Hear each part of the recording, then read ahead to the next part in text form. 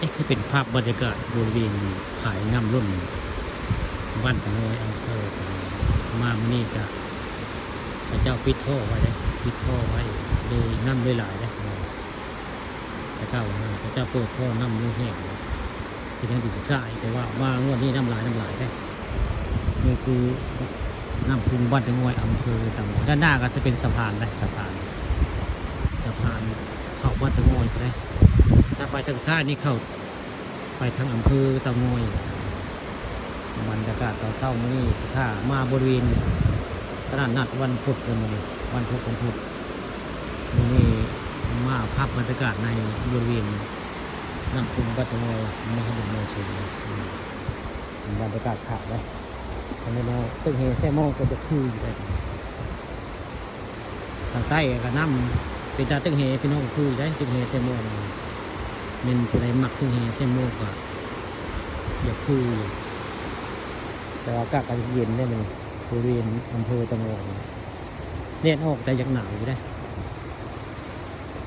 เรียบไปนี่ก็เห็นศาลาลอยน้ำพอได้เอาเนาะสงสัยมันขึ้นสมัยน้ำลายพอได้นี่ข้างคูเลอร์ศาลาลอยน้ำพอดีมันไหลลงมาแต่ช่วงเขาเจ้าเข่งเหือพอได้มาไว้เวลาน้ำขึ้นมันเลยขึ้นข้างแบบนั้นคนโยขึ้นผู้ชิโยบไรดอกแบบนี้เรียกว่าน้ำมันหลายมือขึ้นไปค้างคนมันแห้งนี่เกิดเป็นภาพบรรยากาศน้ำ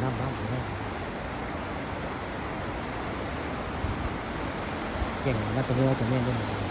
เก่งแม่นด้วยควายน้ำล้นจะแม่นผูกพังแห้งกันนะปีนี้เนื่องจากน้ำท่วมพี่น้องเลยน้ำท่วม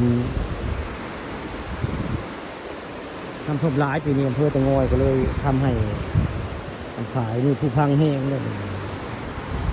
ผู้พังแห้งแล้วคาดว่าเขาไม่บ่ซ่อมก็คือสิเสียหายปีหน้าก็คือเสียหายกว่านี่เบิ่งเดียวนี่ผู้พังเลยนี่คือภาพความผู้พังเสียหายของน้ำมาหลายเนาะมันมาท่วมพญาตะโนยได้ปีนี้นานแล้วน้ำบ่ท่วมพญาตะโนยแต่ปีนี้น้ำท่วมนะบรรยากาศคักพี่น้องบรรยากาศตึกเฮแล้วก็มาน้ำยามเดือน4 เดือน 5ก็คือเยอะอย่างนี้สงกรานต์เลยหน้าสงกรานต์ก็มากน้ำก็คือคักเลยเลยน้ำก็ไหลแห้งเขาสุดแห้งเขาเลยนะเจ้าปิดน้ำไว้